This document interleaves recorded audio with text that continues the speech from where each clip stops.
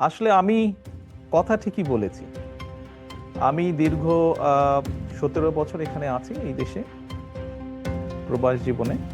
তবে আমার উপরে যখন দলের দায়িত্ব এসে পড়েছে তারপর থেকে আমি গ্রামে গঞ্জে আমার নেতাকর্মী সহ তাদের সাথে বিভিন্ন পর্যায়ে সাধারণ মানুষ যখন যেভাবে আদেশ দিয়ে আমার কথা বলার অধিকারকে বন্ধ করে দেওয়া হয়েছিল।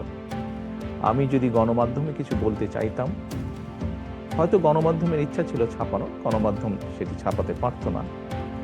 আহ, আমি একবার প্রেস ক্লাবে কথা বলেছিলাম, তখন পরের দিন দেখলাম যে প্রেস ক্লাবে তখনকার যেই প্রেস ক্লাবের যারা সদস্য ছিলেন বা কমিটি ছিল, তারা তাদের মিটিং ডেকে একটি সভা করে তারা সিদ্ধান্ত নেয় যে তারা তখন আমাকে আইনের দৃষ্টিতে ফেরারি বলা হয়েছিল, যে সেরকম কোনো ব্যক্তিকে তারা প্রেস ক্লাবে, এই আন্দোলনটি প্রেক্ষাপট শুরু হয়েছে কিন্তু বহু বছর আগে থেকে। সেটি বিএনপি হোক বা অন্য রাজনৈতিক দলগুলো হোক, যারা গণতান্ত্রিক রাজনৈতিক দল, প্রত্যেকটি রাজনৈতিক দল বিভিন্নভাবে অবদান রেখেছে, বিভিন্নভাবে তাদের নেতাকর্মীরা নির্যাতিত।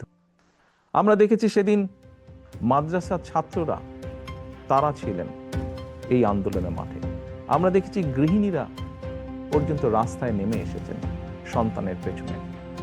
আমরা দেখেছি কৃষক, শ্রমিক, সিএনজি চালক, ছোট দোকান কর্মচারী বা দোকান মালিক থেকে আরম্ভ করে গার্মেন্টস কর্মী থেকে আরম্ভ করে তারা নেমে এসেছিলেন। এবং সেই দিনগুলোতে আপনাদের নিশ্চয়ই মনে আছে যে টেলিফোন সিস্টেম বা এই আন্দোলন, মানুষের এই আত্মত্যাগ, আন্দোলনে স্বাভাবিকভাবেই দুটো পক্ষ আছে। মতন মানুষ বিভিন্নভাবে ক্ষতিগ্রস্ত হয়েছে, পঙ্গুত্ব বরণ করেছেন, অন্ধ হয়ে গিয়েছেন। আমার মনে হয় আমাদের উচিত হবে এখন, জন্যই বলেছিলাম যে যত দ্রুত নির্বাচন হবে, যত দ্রুত দেশের মালিক যারা অর্থাৎ জনগণ, তাদের কাছে যখন সেই অধিকার ফিরিয়ে দেওয়া হবে, তারা যখন সিদ্ধান্ত নেবে, অর্থাৎ দেশের মালিক যখন সিদ্ধই জনগণের যে চাওয়া, অর্থাৎ জনগণ যেভাবে চায় সেই বিষয়গুলোকে তারা অ্যাড্রেস করবে। ইয়েস, একটি নির্বাচন হলেই যে একটি রাজনৈতিক দল বিগত স্বৈরাচারের সময় যার যার অবস্থান থেকে রাজপথে আন্দোলন গড়ে তোলার চেষ্টা করেছে। আমরা চেষ্টা করেছিলাম কম বেশি একসাথে কাজ করার জন্য। এমনকি আমরা যে 31 দফা দিয়েছি রাষ্ট্র পুনর্গঠনের, এটি ছিল প্রথমে 2016 সালে আমরা দিয়েছি। যে রাজনৈতিক দলগুলো আছে তাদের সাথে পরামর্শ করে সকলের মতামত নিয়ে আমরা 31 দফা দিয়েছি।